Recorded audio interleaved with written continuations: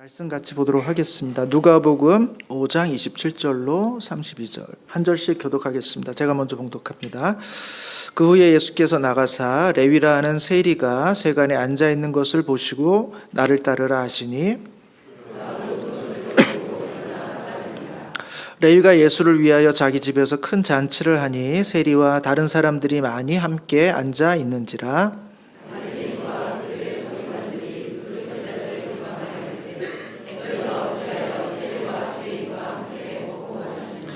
예수께서 대답하여 이르시되 건강한 자에게는 의사가 쓸데없고 병든 자에게라야 쓸데있나니 내가 의인을 부르러 온 것이 아니요 죄인을 불러 회개시키러 왔노라.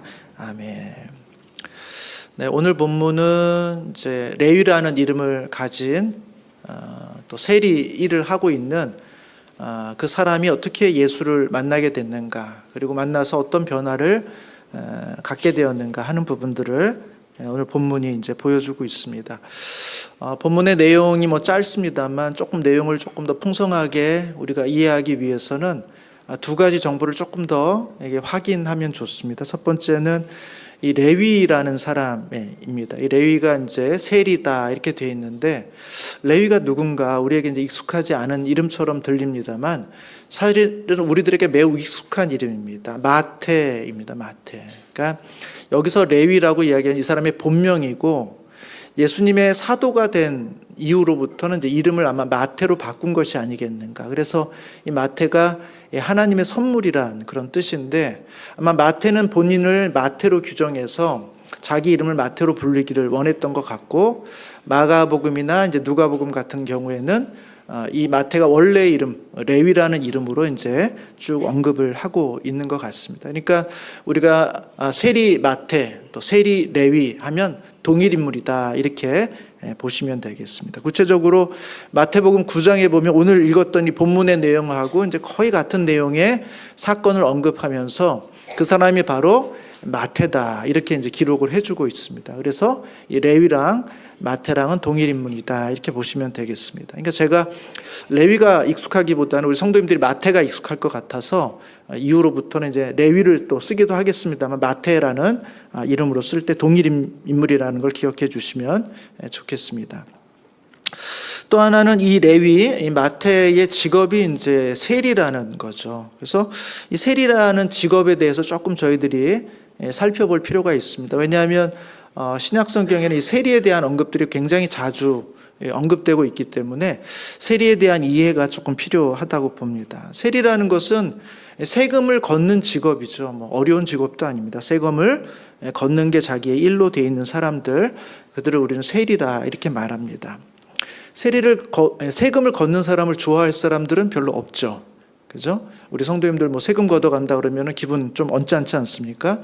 그래도 어쩔 수 없이 우리가 내야지만 되기 때문에 내는 거지만, 그 당시에 이 세리는 단순히 세금을 걷어가는 것뿐만 아니라 그렇게 해가지고 우리나라를 부강하게 하는 거면, 복지에 이렇게 많이 쓸 수 있는 거면 좋겠지만, 그 당시에는 로마 제국의 지배를 받고 있었다는 것입니다. 그러니까 세금의 많은 부분이 사실은 로마 정부로 이렇게 다 들어가는 거고, 우리나라를 위해서는 별로 쓰여지는 것이 많지 않은 거죠.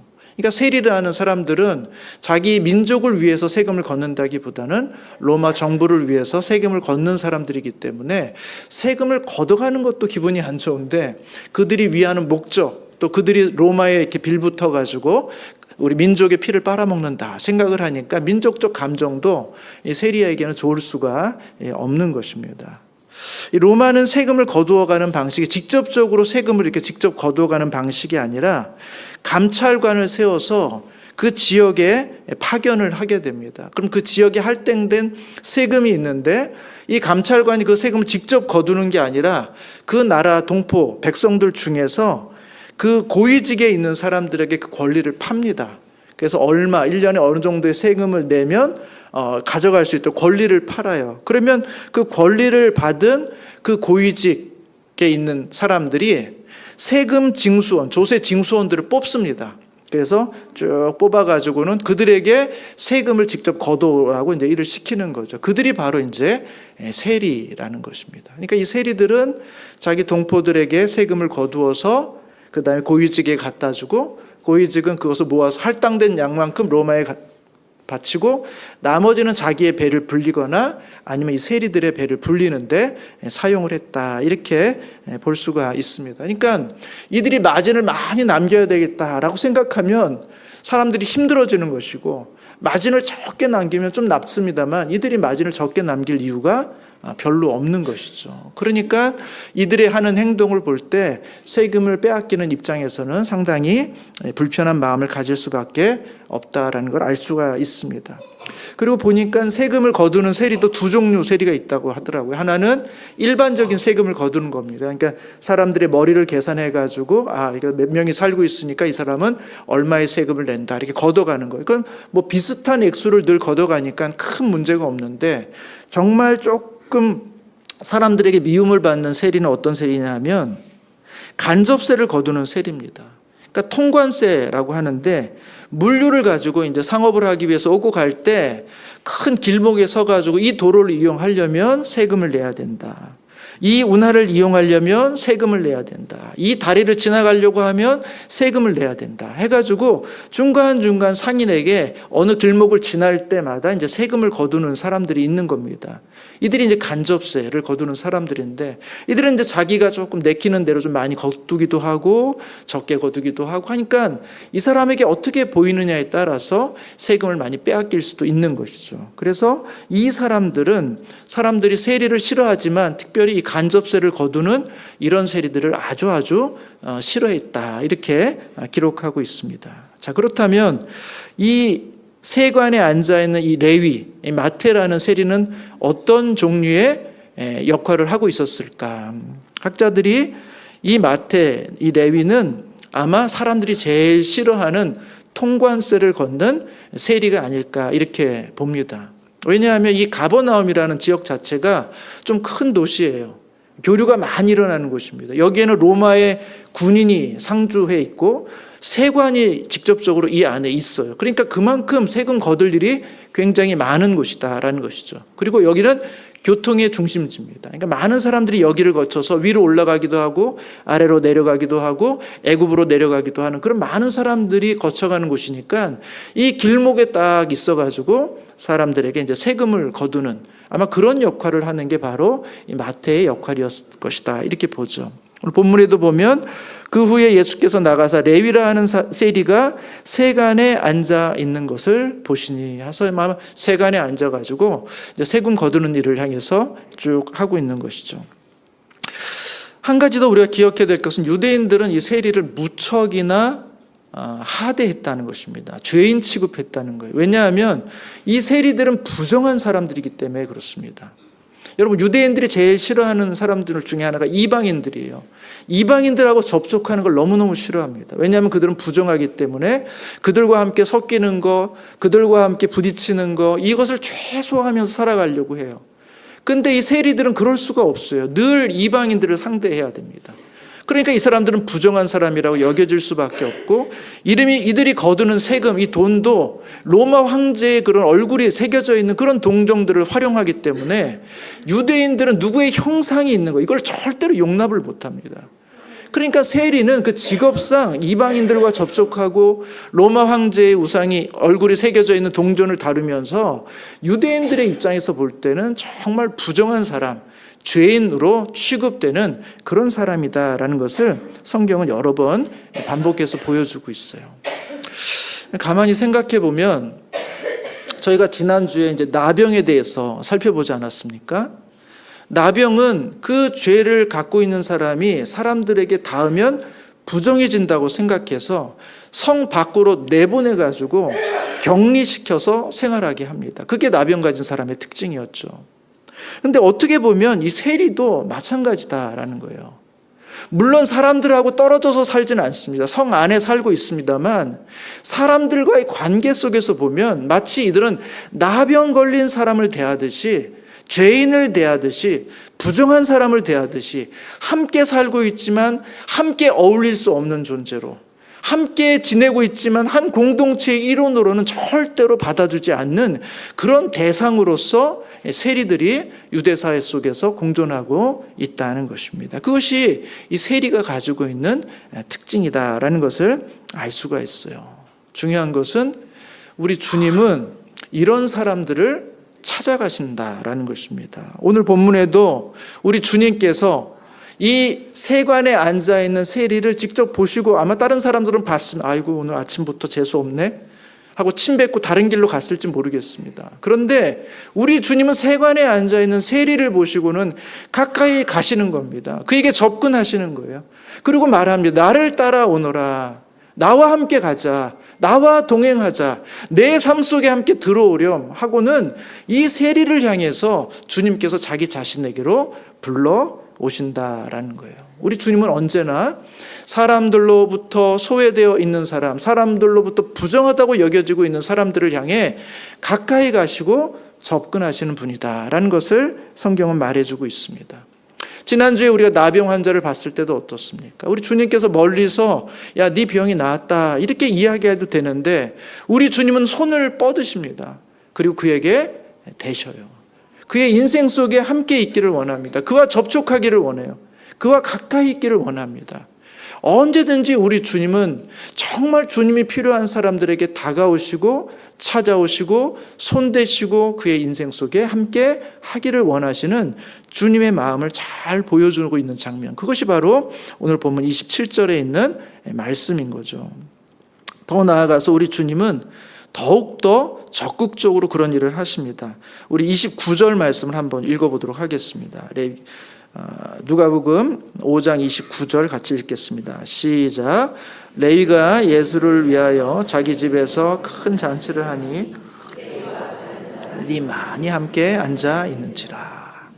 레위가 너무너무 이 마태가 너무너무 좋았던 것 같아요. 자기랑 가까이 하고 자기와 함께 있자고 말한 분이 너무 흔하지 않았기 때문에 이 예수를 위해서 잔치를 벌였는데 그 잔치에 초대된 사람들이 누굽니까? 세리들이에요. 누가 오겠습니까? 세리의 집에 잔치에 누가 오겠어요? 부정한 자의 죄인의 집에 누가 오겠습니까? 세리들만이 오는 것입니다.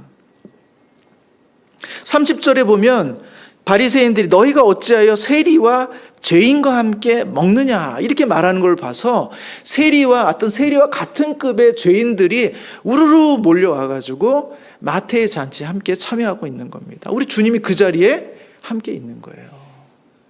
여러분 어땠을까요? 우리 주님 갔으니까 좀 당황스럽겠죠. 죄인들이 다 모였네.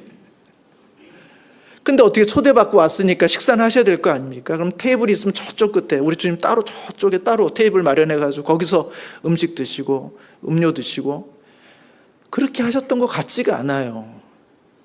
우리 주님은 마치 그들의 일원인 것처럼 그들의 오랜 친구처럼 그들과 함께 먹고 마시는 겁니다. 그러니까 바리새인들이 놀라는 거예요. 30절의 말씀처럼 바리새인과 그들의 서기관들이 그 제자들을 비방하여 이르되 너희가 어찌하여 세리와 죄인과 함께 먹고 마시느냐. 야, 너희의 예수님은 왜 이렇게 하시냐는 거예요. 그들을 용서하시고 그들에게 죄를 사해 주시고 뭐 그렇게 할 수 있는데 왜 그들과 함께 어울리냐는 거예요. 왜 그들과 함께 식사하냐는 거예요. 왜 마치 그들의 친구인 것처럼 가족인 것처럼 그들을 환대하는 것처럼 그들과 섞여 있냐 하는 것입니다.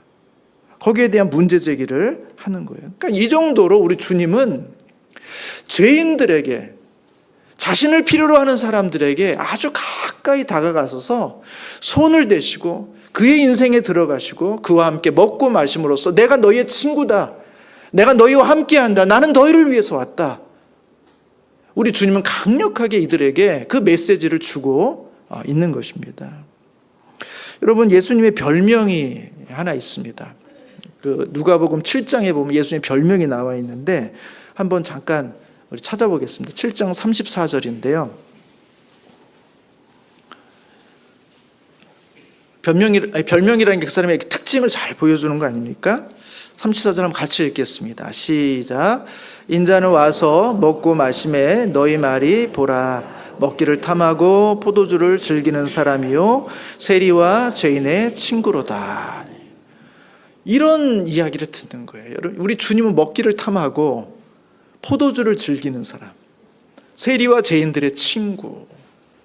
그러니까 예수님은 지금 한 번만 이렇게 하신 게 아니에요. 많은 사람들에게 이런 별명이 붙을 만큼 우리 주님은 죄인들과 세리들과 함께 먹고 마시는 그 자리에 늘 함께 하기를 원했고 그들의 친구처럼 그들과 함께 어울리셨다라는 사실을 성경은 우리 가운데 보여주고 있습니다.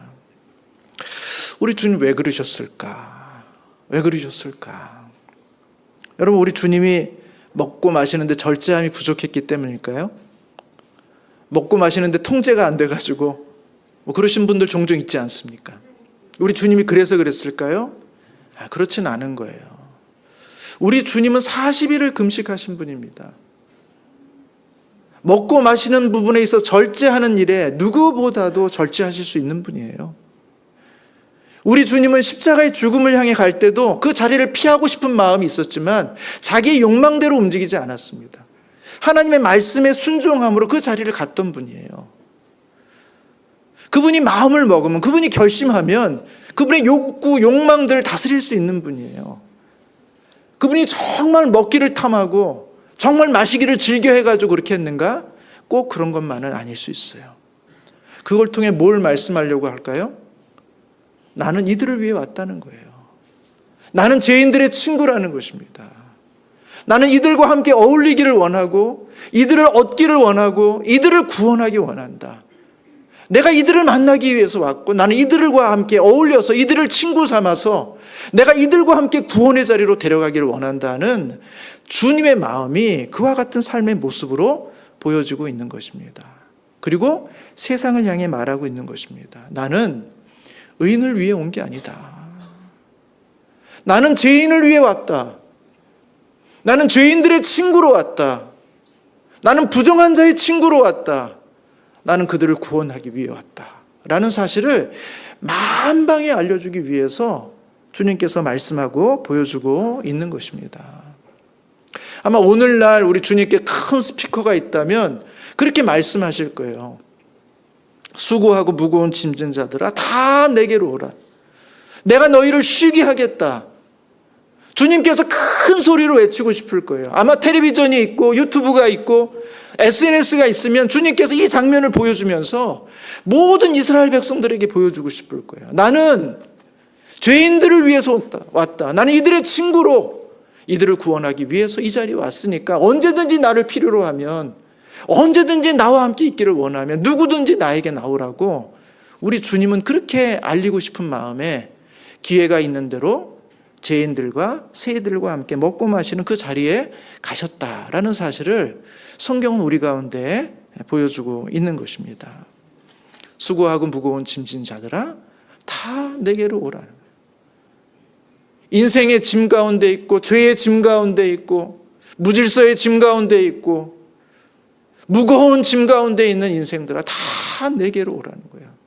내가 너희들의 친구가 되어주고 내가 너희들의 위로가 되어주고 내가 너희들을 위해서 그 짐을 덜어주기 위해서 이 땅에 왔다라는 사실을 우리 주님은 알려주고 있는 것이죠. 여러분, 이 메시지를 나중에 정확히 들은 사람이 있어요. 그 누구냐 하면 누가복음 19장에 나오는 삭개오입니다. 여러분, 삭개오는 유명해요. 이 삭개오의 직업이 뭐죠? 세리입니다. 그냥 1초도 생각 안 하고 나올 정도로 유명합니다. 세리예요. 근데 직업이 세리인데 세리에서 끝나지 않습니다. 세리 짱입니다. 짱이에요. 성공한 거예요. 세리를 잘한 겁니다. 세금을 잘 거둔 거예요. 악랄하게 거둔 겁니다. 많이 거둔 거예요. 그래서 인정받은 거예요. 그래서 어떻게 됐습니까? 성공한 겁니다. 그래서 그는 세리장이면서 동시에 부자다. 이렇게 누가복음 19장을 이야기하고 있어요. 여러분, 그에게 부러운 게 뭐가 있습니까? 부러운 게 별로 없을 것 같은데 그가 어느 날 문득 자기가 살고 있는 여리고에 예수님이 지나가신다 하는 소문을 들었어요. 뭐 예수님 지나갈 수 있죠. 예수님이 세리와 무슨 상관이 있어요? 예수님이 돈을 많이 벌게 해줍니까? 성공의 비결을 알려주십니까? 무슨 로마의 어떤 정부의 중요한 요직에 연줄이 있습니까? 그런 거 아니에요. 그런데 삭개오는 어느 날 어느 순간부터 예수님이 이 여리고를 지나가신다 하는 그 말씀, 그 소문을 들을 때 마음속에 강한 열망이 일어납니다. 그분을 한번 봤으면 좋겠다. 예수를 한번 봤으면 좋겠다. 아마 세속적인 이유 때문은 아닐 것 같아요. 주님은 그런 일을 하신지 않았기 때문에. 근데 무슨 일인지 모르겠지만 이 삭개오의 마음속에는 예수를 강하게 보고 싶은 마음이 있어요. 어떻게 알 수 있습니까? 예수님이 지나가는 그 길에 보기 위해서 막 달려가요. 근데 사람들이 이미 막 장사진을 이루고 있으니까 볼 수가 없어요. 삭개오는 키가 작아가지고 사람들이 비켜주지도 않고 키도 작고 예수를 볼 수가 없어요. 한번 지나가면 이제 못 볼 수도 있는데, 안절부절하다가 삭개오가 어떡합니까? 나무 위로 올라가자. 마치 어린 아이들처럼 그 나이 지긋한 사람이 예수의 얼굴 한번 보겠다고 나무 위로 쪼르륵 올라갑니다. 그리고 그 위에서 예수를 보는 거예요. 왜 그랬을까? 도대체 이 삭개오의 마음에 무슨 마음이 있었길래? 잘은 모르겠습니다만 삭개오로 하여금 나를 용납해 줄 수 있는 사람, 나를 받아줄 수 있는 사람, 나의 친구가 되어주고 나를 정말 아무 조건 없이 수용해 줄 수 있는 사람, 그 사람이 만약에 이 땅에 있다면 그것은 바로 예수일 것이다. 왜 그렇게 생각했겠어요? 예수에 대한 소문을 들어보니까 그분은 세리들과 함께, 죄인들과 함께 먹고 마시며 친구가 되어주는, 우리를 용납하고 수용해주는 그런 분이라는 사실을 이미 이 삭개오는 오래전부터 듣고 있었던 겁니다. 더 나아가서 세리 마태는 예수님의 제자까지 됐어요. 세리를 자신의 제자로까지 맞아줄 수 있는 분이라면, 그러면 나 같은 인생도, 나같이 죄 많은 인생도 우리 주님께서 용납해 주시지 않을까? 나의 친구가 되어주시지 않을까? 나의 이 속사정을 그분이 알아주시지 않을까? 아마 그런 강한 열망, 강한 소망을 가지고 그런 나무 위로 올라가서 예수를 바라보는 것입니다. 여러분, 그렇게 주님을 찾는 그 삭개오를 예수님이 외면하실 리가 없어요. 예수님께서 여리고를 지나시다가 나무 위에 있는 삭개오를 쳐다봅니다. 눈이 마주친 거예요. 저는 그때 정말 짜릿짜릿했을 것 같아요. 그냥 나는 얼굴만 하면 보면 좋겠다. 어떤 분인지. 근데 그 분이 잠시 멈춰 서서 고개를 들어가지고 자기 자신을 쳐다볼 때 아마 이 삭개오의 마음은 막 심장이 쿵쾅쿵쾅 뛰었을 겁니다. 근데 우리 주님은 삭개오의 얼굴을 보는 것에서 끝나지 않고 그의 이름을 부릅니다. 삭개오야, 내려와라. 어떻게 그 이름을 알았을까요? 그의 이름을 어떻게 알았을까요? 우리 주님은 어쩌면 이 여리고를 지나면서 기대하고 있었는지 몰라요. 고대하고 있었는지 몰라요. 여기 삭개오가 살고 있는데 그 삭개오가 나를 찾기를, 그 삭개오가 나를 만나기를, 그 삭개오가 내 눈앞에 보이기를 간절히 기대하면서 어쩌면 우리 주님은 이 길을 지나가고 있는지 모릅니다. 그런데 그 삭개오가 눈앞에 있는 거예요. 우리 주님께서 말합니다. 삭개오야, 어서 내려와라. 내가 오늘 너의 집에 유하여야 하겠다. 내게 너의 인생에 함께 할게. 내가 너를 나의 친구로 맞아줄게. 나는 너의 편이다. 주님께서 그 삭개오의 집에 함께 들어가시면서 그와 많은 시간들을 보내게 됩니다. 여러분, 삭개오가 주님을 찾을 때 우리 주님은 삭개오를 바라봅니다. 그리고 그의 인생 속으로 들어갑니다. 어떤 일이 벌어집니까? 삭개오가 변화돼요. 무슨 얘기가 오고 가는지 모르지만 삭개오는 말합니다. 주님, 제가 제 재산의 반을 가난한 사람들에게 나눠주겠습니다. 그리고 제가 누구 거를 토색한 것이 있다면, 불법적으로 이렇게 빼앗은 것들이 있다면, 그러면 제가 그 토색한 것에 4배를 쳐서 그들에게 다시 갚아주겠습니다 하고 이야기하는 거예요. 여러분, 삭개오가 예수 만나고 나서 망했습니다. 재산 다 털렸어요. 뭘 얘기합니까? 삭개오의 인생이 바뀌었다는 거예요. 삭개오의 가치관이 바뀌었다는 겁니다.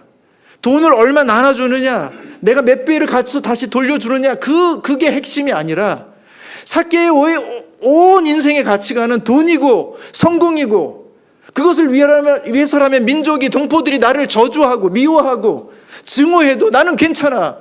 내가 부유할 수만 있다면, 내 자식들이 잘 살 수만 있다면, 내가 원하는 것들을 내 마음대로 살 수만 있다면 그 모든 것들이 다 괜찮아 라고 생각하면서 살아왔던 이 삭개오의 인생에 새로운 변화가 일어난 겁니다. 새로운 변화. 가치관이 바뀌었다는 것입니다. 인생의 주인이 바뀌었다는 거예요. 새로운 우주, 새로운 질서 속으로 들어가게 됐다는 것입니다. 우리 주님께서 마태를 불러요. 나를 따라오너라. 너 그 자리에 있지 말고, 너 거기에 머물러 있지 말고 나를 따라오너라. 나와 함께 하자.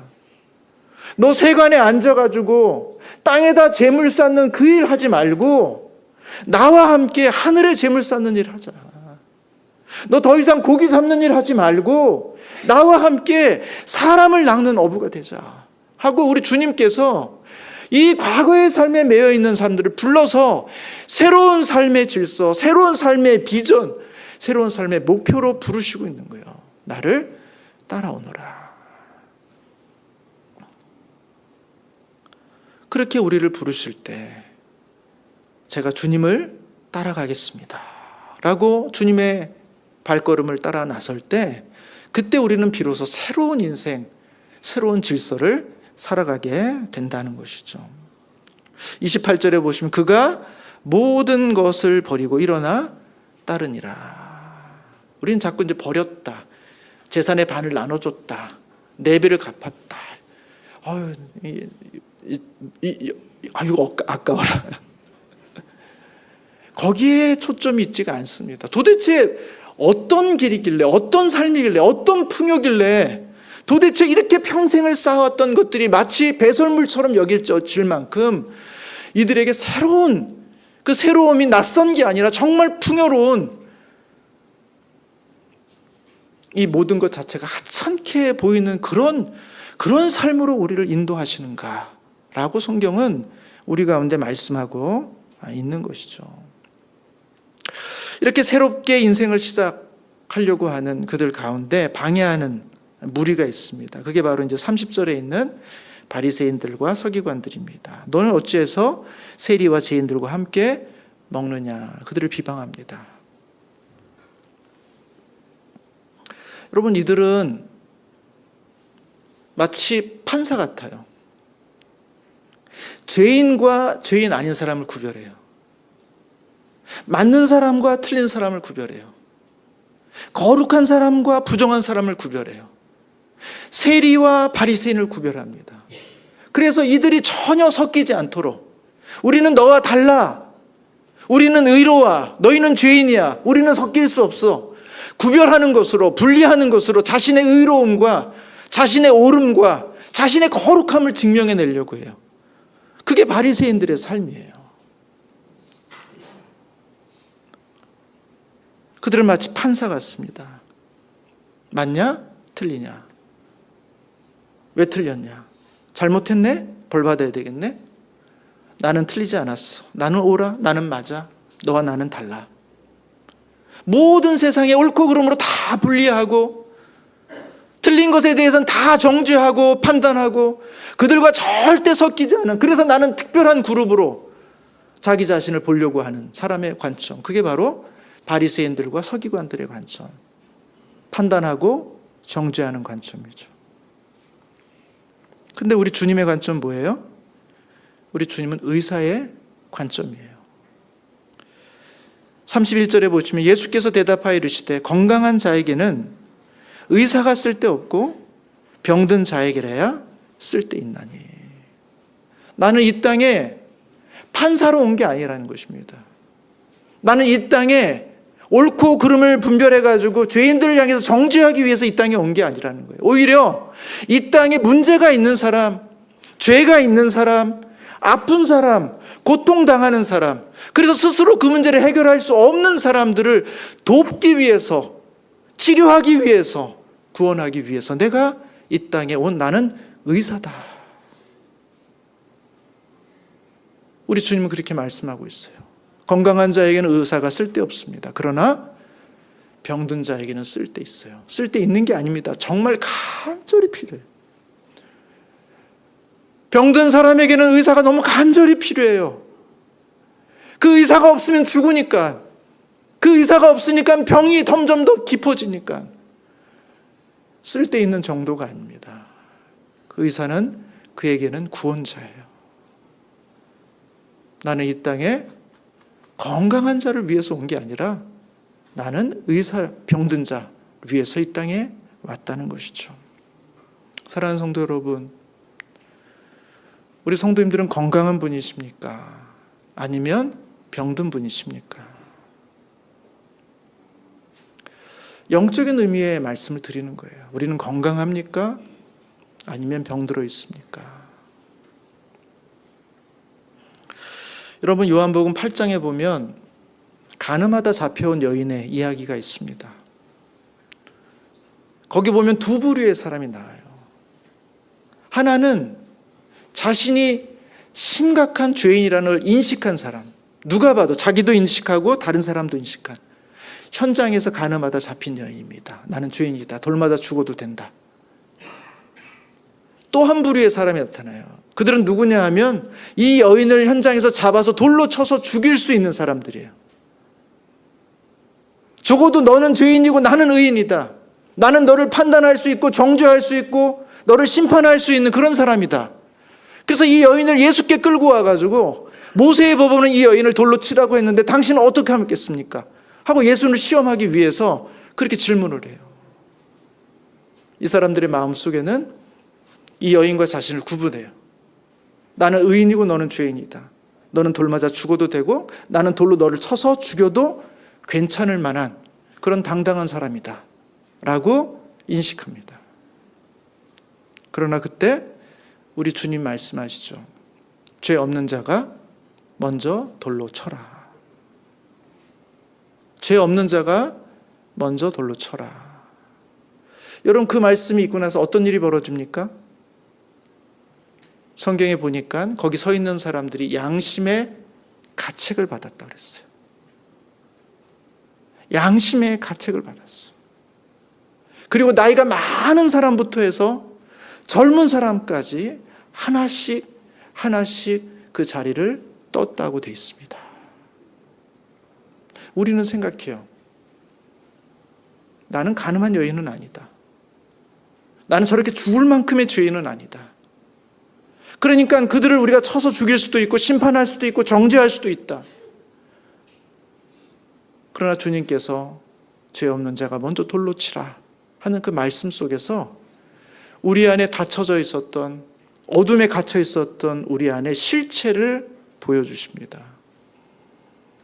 아, 나도 죄인이구나.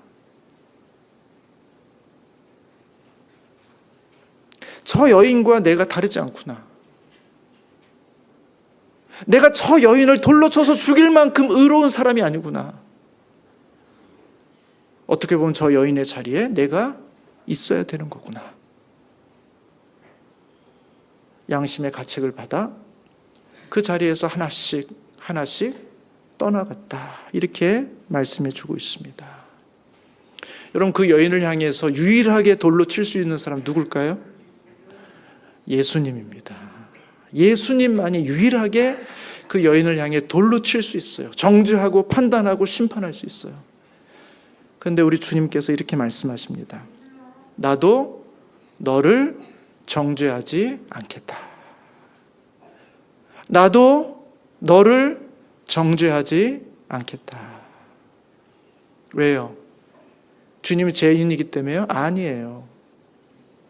주님은 이 땅에 의인을 부르러 온 것이 아니라 죄인을 부르러 오셨기 때문에 내가 지금은 너를 정죄하지 않겠다라고 말씀하고 있는 것입니다. 여러분, 저희가 새벽마다 이제 계시록 말씀 보고 있습니다. 계시록 말씀에 우리 주님이 다시 오실 때 어떤 일이 벌어지는가? 하나님의 진노와 심판이 있어요. 그때 우리 주님은 재판관으로 오십니다. 그때는 의사로 오시지 않아요. 그때는 판사로서, 재판관으로서 모든 것을 구분하고 모든 것을 판단해서 선하고 아름다운 것은 생명으로, 악하고 더러운 것들은 심판으로, 하나님이 마지막 날에는 판사로서 이 땅 가운데 오세요. 그러나 그날이 있기 전까지 우리 주님은 우리에게 의사로 다가오십니다. 우리의 죄를 구원하시기 위해서, 우리의 병을 고치기 위해서, 불합격한 인생을 이끌어서 합격의 자리로 만들기 위해서 우리 가운데 오신다. 이렇게 말씀해 주고 있습니다. 사랑하는 성도 여러분, 우리 주님께서 우리를 부르고 있습니다. 수고하고 무거운 짐진 자들아 다 내게로 오라. 어릴 적에 재미난 얘기 들은 것 같습니다. 목욕탕에 갈 때 가면 내 더러운 게 다 보일 것 같으니까 어느 정도 좀 씻고 가야 되겠다. 그렇게 하는 사람이 없지 않습니까? 목욕탕에 갈 때는 죄를 씻으려고 가는 거예요. 더러운 채 가는 겁니다. 마찬가지로 병원에 갈 때, 내가 이렇게 아픈 거 우리 의사한테 어떻게 보이나? 조금 건강해지면, 좀 나아지면 그러면 가야지. 그런 환자가 없어요. 내가 아프기 때문에, 고칠 수 없기 때문에, 내 스스로는 견딜 수 없기 때문에, 그래서 아픈 몸으로 주 앞에 나아가는 것, 그게 바로 환자가 취해야 될 바른 태도라는 것입니다. 내가 이것도 하고 저것도 하고 이것도 못 끊고 저것도 못 끊었는데 내가 어떻게 주님 앞에 내가 이거 끊고 나가야지, 이거 좀 잘하고 나가야지, 이거 조금 보여주고 그래도 좀 주님 앞에 어느 정도의 체면은 좀 차리고 나가야지, 그래야 주님 볼 면목이 있지 않을까? 아니에요. 있는 모습 그대로, 우리의 모습 그대로, 때로는 더럽고 때로는 실력 없고 때로는 연약하고 부정한 그런 모습 그대로 우리 주님 앞에 나아갈 때 우리 주님께서 우리에게 다가오셔서 삭개오야 내려와라, 내가 오늘 너희 집에 유하여야 하겠다 하면서 우리 인생 가운데 찾아오신다는 것입니다. 그 주님을 매일매일 우리의 삶 가운데 만나시는 우리 성도님들 되시기를 주님의 이름으로 축복합니다. 기도하겠습니다.